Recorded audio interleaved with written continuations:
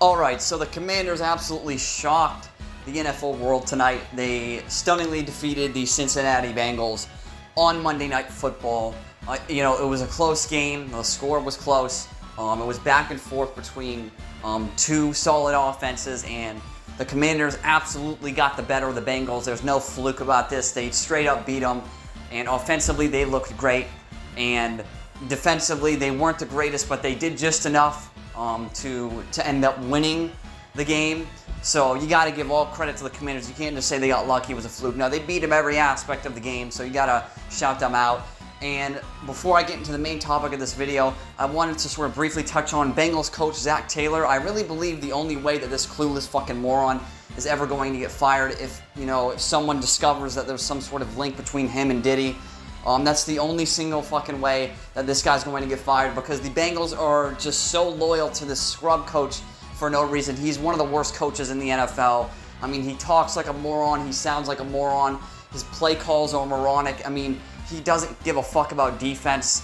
And, but Lou Anarumo is one of the best defense. Didn't look like it tonight. They didn't look like they had one of the best defensive coordinators or one of the best defenses in the league. They looked cream puff tonight.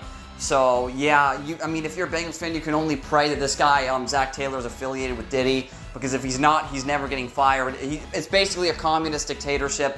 So, Bengals fans, you guys are fucking suffering, unfortunately for you. But I wanted to talk about Jayden Daniels, and I wanted to say right now, I did not think Jayden Daniels would really be anything good in the NFL. You can go watch, you can go scroll down and watch fucking videos. The videos on my channel where I, said he's more of like a one-read sort of system like quarterback, and he doesn't really throw with anticipation. He misses guys. He doesn't really throw backside that often.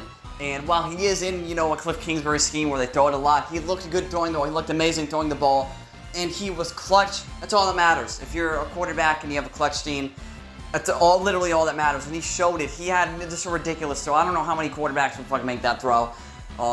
He was under pressure, getting hit. He threw it to McLaurin, and it was a perfect throw, only where McLaurin could go up and make a play on the ball. It was probably like a top 3 throw that I've seen so far this season. And, we're a couple weeks into the season, and that's already one of the best throws I've seen. Jayden Daniels stepped up when it mattered the most, and I was concerned about frame. I was concerned about, him not sliding. I didn't, I knew he was athletic because I was going to watch the film. And I knew he was fast and quick and very mobile, but that's really not how I evaluate a quarterback. So when it came to sort of throwing and making progressions, he was making progressions pretty slowly at LSU, mainly due to the scheme. LSU is a fucking one-read offense, if I'm being honest. So I was skeptical of how he would do at the NFL level. So far, he has shown that he can, he can run an offense. He can run the offense. He can, keep the ball away from traffic. Sure. Right now, the big knock for me is he's missing a lot of open players. But there's, a chance he can go and fix that. But as long as he's making clutch throws like that, when it matters the most, when the game's on the line, it doesn't matter how many fucking open players he misses. If he keeps being clutch and keeps playing good, clean, complete games where he gets his team the victory, it doesn't matter if he's missing players.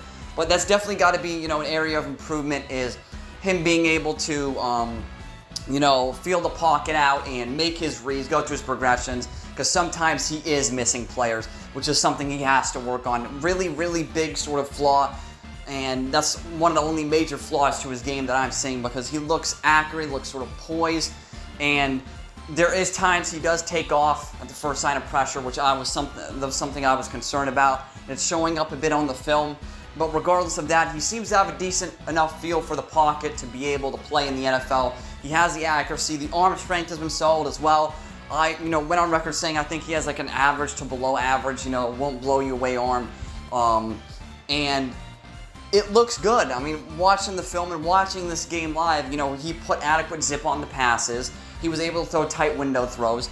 He was looking really good when it came to velocity on the ball and air distance. He was airing it out. He looked great. And this is like, for me, if I had to rate him on a scale from F to A, A+, I would give him an A. I'd give him an A for this game.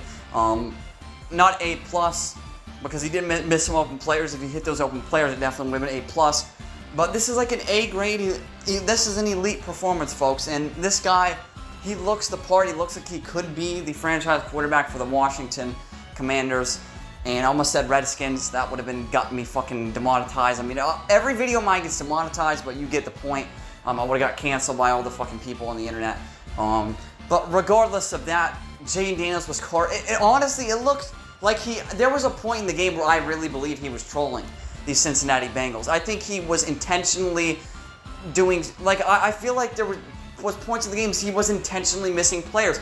I feel like he was so dominant in this game, he felt bad for the Bengals. That's why he was missing those throws, because they were dominating them on offense. I mean, the Bengals had no fucking idea how to get a stop. They didn't know how to stop this Washington offense. And it looked like he was holding back a bit and trolling. I feel like he showed a bit of mercy in this game. And it was honestly funny, but that's not me trying to like downplay his performance. That's me complimenting him. He was so good that I felt like there was a point in the game he was fucking with the Bengals, and he knew, yeah, you guys are fucking garbage. You run the same shit over and over and over again. And by the way, that Cam Taylor Britt scrub got burnt like fucking 3 times this game. That guy is fucking horrible. He's one of the worst starting corners in the league. He talks shit every game, and he gets burnt every single game. The guy is fucking horrible. And Jayden Daniels targeted him like 100 fucking times, and I'm pretty sure every one of those times he got caught on. He's a bum, and he probably is not going to last more than a year or two on the Bengals if this continues. He'll be shipped off to some shitty fucking team in a couple years. I mean, the Bengals are already a shitty team. They're 0-3, and they got fucking they got soon-to-be Diddy affiliate Zac Taylor as their fucking head coach. So it's really not looking good for the Bengals. But Washington, they're rolling. They're 2-1, and Jayden Daniels looks like he could be the franchise star quarterback. And once again, I didn't imagine myself saying that, but after this performance, what else am I supposed to say? The Bengals defense was solid through 2 games, and then all of a sudden he makes them look cream puff. And he literally made them look like a joke. That's why I said he was trolling them, because I felt like he was holding a little bit back from his performance just to fuck with them. And maybe that's the type of quarterback he is. Maybe he feels pity, he feels bad when they're dominating a team so fucking bad. And, I mean, there's nothing wrong with that, to be honest with you, but he just was humiliating the Bengals. The Bengals looked like fucking horse shit. And in every aspect, except for offense, Joe Burrow did pretty well. Had a couple passing touchdowns at like 300 plus yards. He looked good. The offense of the Bengals looked good, but it doesn't matter if you score 40 points. If you let up 41 points, you're going to lose the fucking game. That's what happened.